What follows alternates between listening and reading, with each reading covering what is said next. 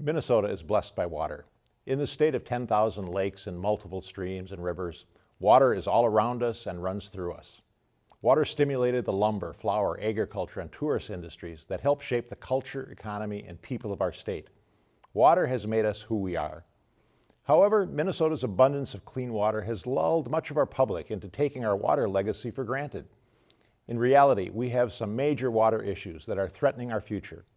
Most of the lakes and streams in southwest Minnesota have been deemed unsuitable for swimming or fishing because of pollution. Many of our public water supplies are threatened by increasing levels of nitrates, the cause of blue baby syndrome. And our public water systems in Minnesota and across the country are in need of major upgrades to prevent a tragedy similar to that playing out in Flint, Michigan. When you add to that the fact that our water needs will soon exceed our water supply, you can see that water quality and quantity are things that are urgent for us to address. Water is a public health issue that demands our attention. We will give it that attention on today's episode of A Public Health Journal. Please stay tuned. Welcome to A Public Health Journal, a program that explores public health issues facing our society today and tomorrow. The host of the show is Dr. Ed Ellinger, Commissioner of Health for the state of Minnesota. A Public Health Journal is sponsored by the Minnesota Department of Health and the Hennepin County Human Services and Public Health Department, all working together towards the goal of healthy people living in healthy communities. Welcome to A Public Health Journal. Access to safe and clean water is essential to public health. In fact, the field of public health evolved around the issue of water. So today we'll be talking about water and public health. In particular, we'll be talking about the state of water in Minnesota and globally, what risks threaten our water supply, and what needs to be done to address those risks. Joining us in that discussion is Dr. Raj Rajan, Vice President and Global Sustainability Technical Leader for Ecolab. He also sits on the board of directors of Great River Greening, a nonprofit that has worked to secure the legacy of Minnesota land and water through community-based restoration, stewardship, and partnerships. Dr. Rajan, welcome to the program. Thank you. Pleasure being here. And I understand you've worked in the whole field of water for most of your career. Yeah, over 30 years. What got you interested in water? Actually, childhood experience, to be honest. I wanted to be an engineer. I wanted to build bridges and tall buildings. And then, interestingly, I had something in the back of my mind when I grew up in the third largest city in India, in southern India, along the shore, along the ocean. And we had a drought, a 7 or 8 year drought that basically we had an open well in our house that dropped over 30 feet of water table and the well went dry. And I remember my sister and I, we were 8 years old, walking down the 2 blocks to get drinking water from a truck. And this was back in the 1960s. And then I went to college to pursue my engineering degree, and it happened to be along the banks of the Ganges River, which is a large river system. And I used to spend my summers hiking the glaciers in the Himalayas that fed the river. And I could see the difference. I could see the difference in the pristine water that nature was giving us in these glaciers and the water that was flowing by the city where I went to school, which was heavily impacted by human activity. And that's those experiences growing up, seeing seawater, saltwater incursion from the ocean because the wells ran dry, and then seeing what human activity is doing to rivers. Really, in my mind, to set up this perception that we are the water planet and the water issues are not about quantity, they're always about quality. Yeah. Well, you've got that perspective. So let's start with that kind of global issue. And we've got a slide here that talks about the global supply of water. And, you know, we are the water planet, but yet, as this slide points out, over 97% of our water is really salt water, which is not usable in the usual sense of drinking that we have. So tell us a little bit about what we're seeing on this slide. It's interesting, right? From a supply side, our planet hasn't changed at all.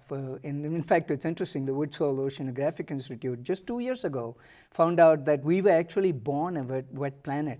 The old school thinking used to be that it was a few 100 million years after the Earth was formed dry from the Big Bang, and then after that, water somehow appeared on the planet from meteors. But now they've figured out that we are actually the water. We've been a wet planet. We were born as Earth with surface water. So the amount of water on Earth has not changed at all. The reality is that most of that is not fit for human consumption and for commercial activity, because most of it is salt water. So from a supply side, the only thing that has changed with the status of our water is that that quality issue has become a little bit more significant, because besides the salt water, we are putting other things in water that we can't afford to take out anymore. All right, and particularly where you are, we came from India with the millions, billion people, you know, the impact on water is huge, the human impact on water. And when we were a planet of only 1 billion people, the water could probably manage all of the pollution. But now with a planet of 6 billion people, it's a little more difficult. Yeah, very much so. It's almost like we hear about the climate change, right? Oh, the Earth has been this warm before, except there weren't humans when it was this warm before. I mean, we humans have been on this planet 4 seconds, and if you think of the age of the Earth as a day, right? So it's really the demand side that is changing a lot. Most of the growth, like it happened in the US, most of the economic activity that was driven by water happened in the Southwest, that is a water-stressed region. Similarly, most of the growth in the coming century is going to come from Asia, which is the most water-stressed region in the world. Yeah. Well, I have another slide here that looks at water use in Minnesota in an average year, and I think people will be surprised. You know, I talked about how water was really important for lumbering and flour and tourism, and this slide really shows, you know, how water is used. So maybe you can walk through how we use water in the state of Minnesota. Yeah, there's two aspects to these, right? We use a lot of water in the state of Minnesota, that what is referred to as green water, which is rainwater, precipitation that comes every year, which is replenishable. So that really doesn't fit into the water budget per se, because that comes from the skies and it flows down the river into the Gulf of Mexico. The water we pay attention to in this slide is the water that is actually extracted from our lakes, rivers, and from our aquifers, and what it is used for. Over almost 2/3 of it is used for electric power generation, which is cooling, basically. So it's not for the turbines like it used to be in terms of the waterfall generating. It is actually for cooling nuclear and coal-powered plants? Exactly. It's not hydroelectric power, right? Yeah. It is mostly power. Whether you're using coal, natural gas, or nuclear power, there's a lot of cooling that needs to happen. This is thermoelectric power generation. So it's mostly once through cooling water, and you're not impacting the water much besides actually adding to the temperature of the water, but it's discharged back into the same environment that it came from, except it's a lot warmer. But then the interesting piece is that while the state's economy is significantly dependent on agriculture, agriculture actually uses just a little over 10% of the water that is extracted in Minnesota. Most of it, more water goes into drinking water that municipalities supply to people than is used in agriculture, and industry is the smallest piece of the pie. Right. The other thing I think people don't recognize is how water is embedded in everyday products. And so we have another slide here that shows, you know, how much water it takes to put together a hamburger or a cup of coffee or, you know, some, you know, fuel and those kinds of things. You know, tell us a little bit about how this works. They have a fascinating expression for it. They call it virtual water or embedded water. It's virtual because we don't see it. When we go to the Mall of America and buy a fabric, buy a suit that where the cotton came from Egypt or from India, what we don't realize that cotton is a very water-intensive crop. And it is grown, most of the cotton that goes into textiles still is grown in the most water-stressed regions of the world. So it's very different, right? What this slide doesn't tell you is what the source of the water is. So, you know, if you're talking about barley and hops that's grown in Idaho to make the beer, the fact that it takes almost 200 gallons of water to make a gallon of beer, it's not as impactful as the water that goes into some products. The largest exporter of virtual water in the world is the most water-stressed country in the world, which is India. India exports more water in the products that it sells elsewhere in the world. And Mexico, in the Americas, Mexico is one of the most water-stressed countries on a per capita availability of good quality water. And Mexico exports a lot of water, the largest net water exporter from a virtual water perspective. So if we're looking at a world economy, the economy is growing and it's dependent upon water, and the growth is occurring in places where they have the least water available. That is correct. And a lot of the products that took a lot of water to produce are being shipped out to the rest of the world. primarily Western Europe and North America, and we don't know how much water it took to make that product. All right. Well, I want to talk a little bit about the demand and how the demand is increasing, but first we need to take a little break. Sure. We'll be back right after this comment.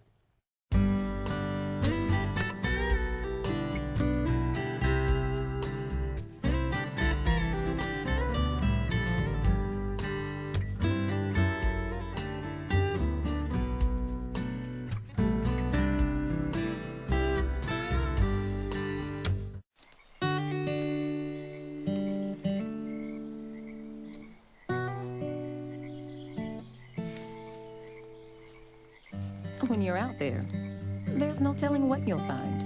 I see it, I see it! Oh, look at you. There are some moments only the forest can inspire. Find yours at discovertheforest.org.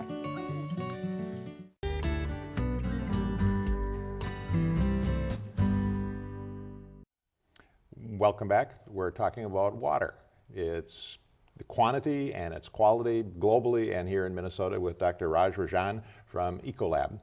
Raj, how is, the population is growing and our economy has changed. How is our demand for water changing? Is it increasing, decreasing, staying about the same?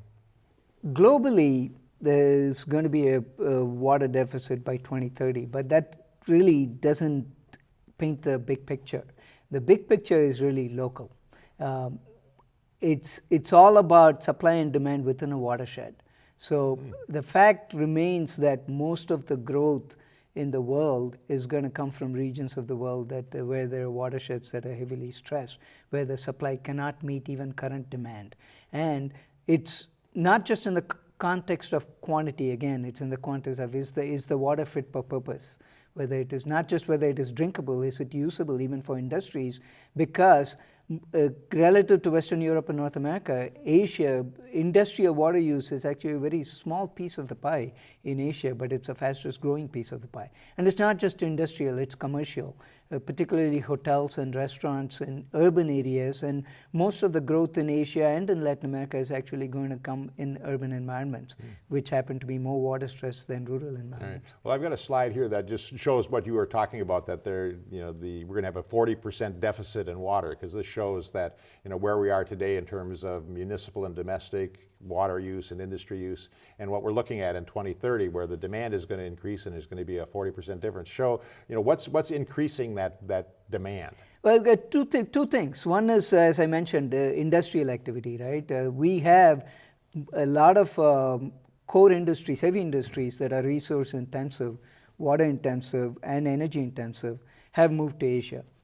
And the other piece is population growth and just domestic water needs. And the fact that more people are moving to cities, and it takes a lot more energy to supply water in a very concentrated environment. The demand, what has changed with human demand is it's now 24/7, 365. It is even more concentrated geographically, location-wise, and the intensity of the demand has also gone up because quality of life is going up. We have more people getting into the middle class. More of the food that's produced in China and Asia and Latin America is now processed food, and it takes water to process food beyond what the water took to grow it. And typically, water it took to grow the food typically is rainwater, whereas water used to process food often happens to be the same water that we need in our homes for drinking. You talked about sort of watershed specific, the places where water collects and is used. Are some places doing a better job of water management than other places? Where the data is available, again, it's an old paradigm, right? If you can't manage what you don't know, where people have a good understanding of the quantity of water and the quality of water that's available and what's needed, there is good watershed level management. And a similar approach, Minnesota actually through the Clean Water Fund is taking a similar approach with one watershed, one plan, recognizing that is the boundary that matters, the hydrogeologic unit, whether it is surface water, groundwater, combination of the both, and political boundaries and other artificial human-created boundaries don't matter in the context of water. And I now have another slide here that really points out sort of the problem of water scarcity in the United States. And this is really, to me, quite disturbing because this is just about water quantity and not about water quality, which is another issue. But explain what we're seseeing here on this map. Yeah, what you're seeing here is basically the yellows are actually regions where on an annual basis there is enough water available to meet the demand. The oranges are in the middle. The reds are where we are already pretty much tapped out. The demand, annualized demand, almost is at where the supply is. And the reality is overlay on top of it the seasonality, the fact that human activity is, as I said, 24/7, 365, whereas the supply of water changes by season. You have certain seasons where you have significantly more supply, but the demand doesn't match that. And the third piece is the quality piece, and you see Minnesota, for example, here we look like we are either low or medium in terms of risk from a quantity perspective, but you overlay the quality aspect of it, whether you're talking about nutrients or sediments or other issues, then we start seeing reds in Minnesota too. So.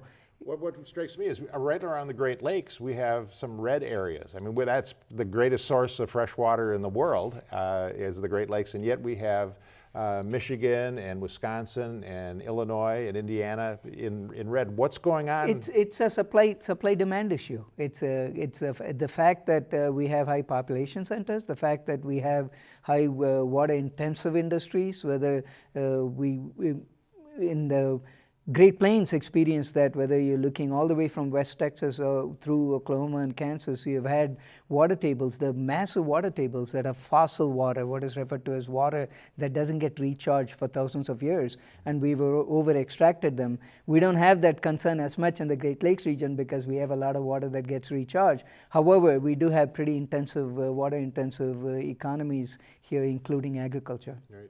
Now, we've heard a lot in recent years about the drought in California where a lot of our fruits and vegetables are grown and they're really water stressed. How's that going to impact the rest of the country in terms of dealing with that issue? There are positives and potentially there are some challenges too. One is, if you look at California, in fact, the highest value crops that are grown in California are actually grown very efficiently, micro drip irrigation, and that technology can get applied elsewhere in the country. Not the field crops, but at least the nuts and fruits and vegetable farms. And on the challenge on the other side is there will be some field row crops in California that they will come to the realization that it's not economic to grow it there anymore based on the water situation. So people are going to look at where else can we grow it, and clearly Minnesota is going to be on that radar. Yeah. So it is a challenge. There are clearly best practices that are coming out of California, just like they came out of the Southeast. When Atlanta went through a drought, restaurants and hotels there did things that we now can apply in the rest of the country. Yeah. Well, that brings us to what can we do about it, and I want to use the last part of our program to talk about that, but first we need to take another break. And so we'll be back right after this message.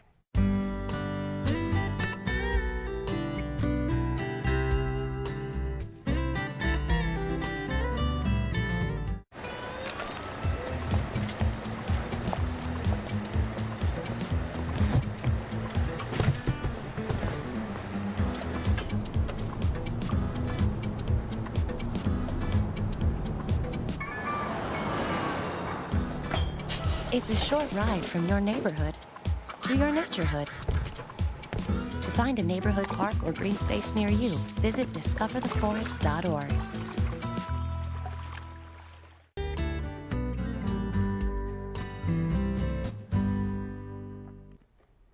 Welcome back. We're talking about water globally and locally with Dr. Raj Rajan from Ecolab. Raj, let's talk in this last segment about what can we do about it. Obviously, we have a limited supply of water. It's not going to get any greater. It's what we've got. We've got an increasing population. Our economy is changing, and how we use water is changing. So where would you have us start to think about how we deal with water and how we do it differently? What should our mindset be? We really have to think about implementing the best practices anywhere, because if we get reactive on the subject of water, it's going to cost us an arm and a leg. And that's always the case. If we're prepared, if we're proactive, it's going to be a lot easier on us in terms of implementing the most efficient solutions, whether it is, I mentioned electric power generation, right? In the US, over the last 4 decades, we've actually dramatically cut the amount of water that's required for power generation, even with the same fuel. Basically, we have recirculated cooling water instead of once through flow, and we have leveraged chemistry and automation to basically cut most of that. Actually, a division of Ecolab called NALCO gets credit for most of that work that's been done. However, our electric power use has gone up 3-fold in the same period. So question is, instead of using 3 times more water, we're using 2 times more water. But still, the challenge remains, right? So we have to keep driving efficiency. That's a big piece. And it's not just in power generation, it's in the industry, whether it is extractive industries like oil and gas production, mining, or whether it is manufacturing industries like pulp and paper and iron and steel.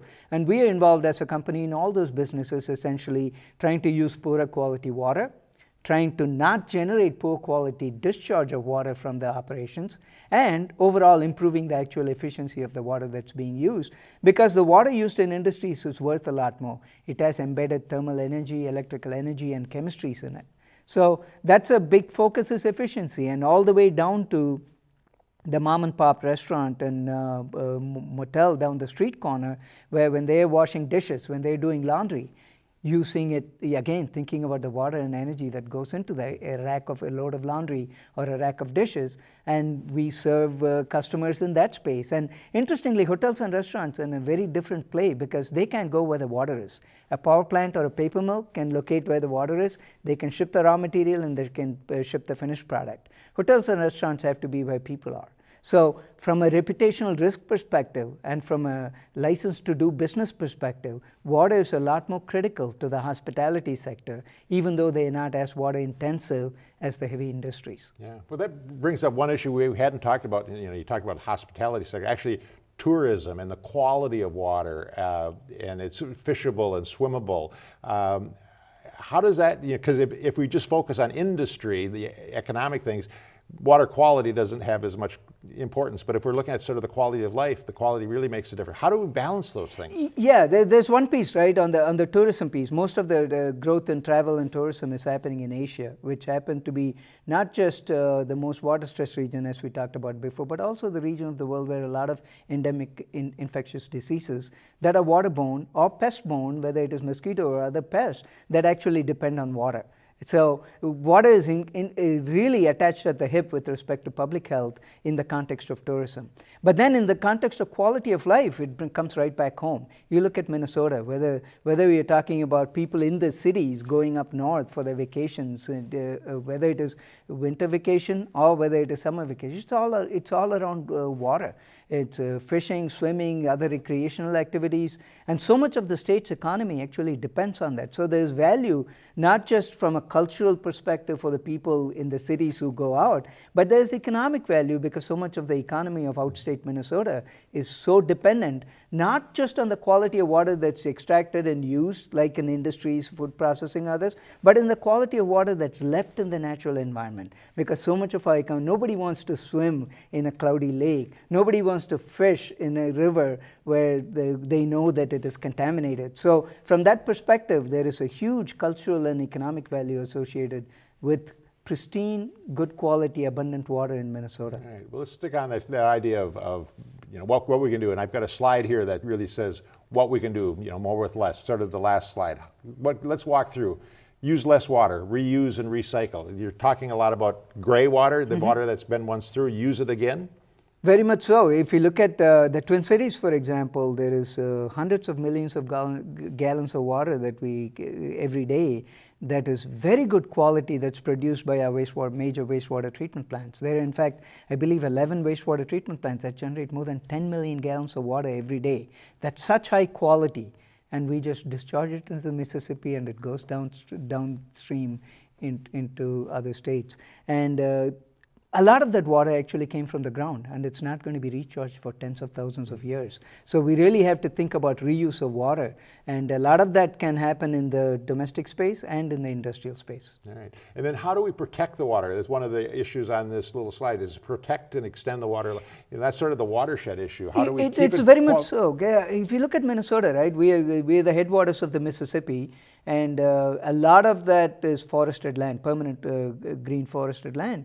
And Minnesota, you remember this interesting statistic, has the second highest rate of deforestation in the country of all states. And land use is very intimately attached to the quality of water in these regions. And there, the waters are actually pristine.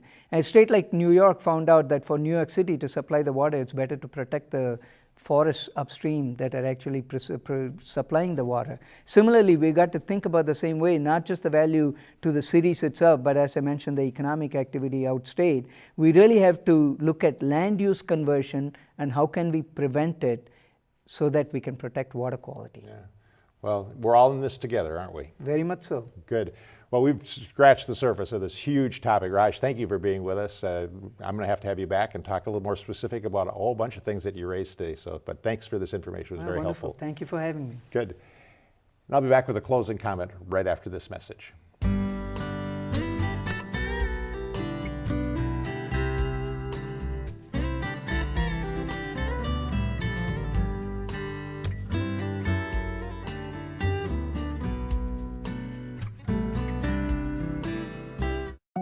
They told me a bottle couldn't dream,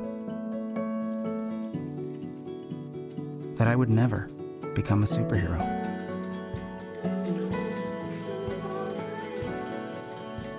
But I learned how to fly, just to come back in a new disguise and be the hero that I've always wanted to be.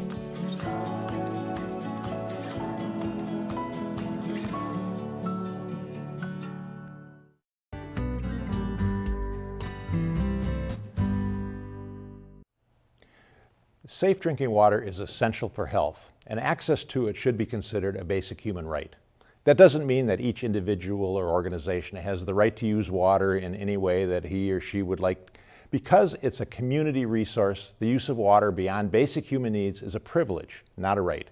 We need to think in terms of water privileges rather than water rights. And with that privilege comes the responsibility to use our finite water resources in a way that sustains and enhances the commons, or the common good. Water and its use underscores the foundational public health principle of social justice. Everyone should have their essential needs met, and in using the resources to address those needs, no one should benefit at the expense of others. The problems facing our waters today are because we have not consistently followed that principle in our use of water. That needs to change if we hope to thrive as a community or as a society. Every individual and all sectors of our society, like industry, agriculture, transportation, defense, energy, and the like, must recognize the need to be good stewards of our water resources. All must embrace water use practices that add to the overall health of our waters and the overall health of our community. The needs of the community must trump personal desires and business needs. No one sector alone can protect our waters. All must be involved. It really requires a water in all policies approach with healthy waters and social justice as the goal. That's all for today. Thanks for watching. I hope you can join us again next time on A Public Health Journal.